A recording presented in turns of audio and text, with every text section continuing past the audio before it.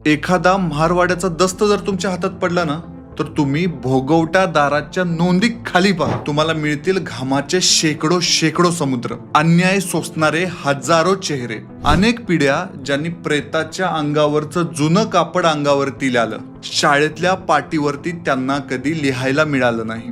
अन्यायाविरुद्ध मुठी वळणारे जळते महारवाडे तुम्हाला याच्यात दिसून येतील. 278 जणांच्या नावावरती असलेली महारवतनातली 1 एकर जमीन, ज्याची बाजारातली किंमत 1800 कोटी रुपये, ती पार्थ पवारांनी 300 कोटी रुपयांना विकत घेतली असा आरोप होतोय. ती घेतली का नाही घेतली हा तपास यंत्रणेचा भाग आहे, पण मी तुम्हाला इथं वेगळी गोष्ट सांगतोय. बाबासाहेब आंबेडकरांच्या नावानं मतं मागायची, सत्तेत यायचं आणि त्या सत्तेचा वापर महारवतनातल्या जमिनी हडपण्यासाठी केला जातो. आज आपण चर्चा करायची आहे महारवतनावर. महारवतनाच्या कोरभर जमिनीच्या मोबदल्यात शेकडो पिढ्यांनी जो अन्याय आणि अत्याचार सोसलाय त्याची गोष्ट. नमस्कार, मी हर्षद शेजाळ.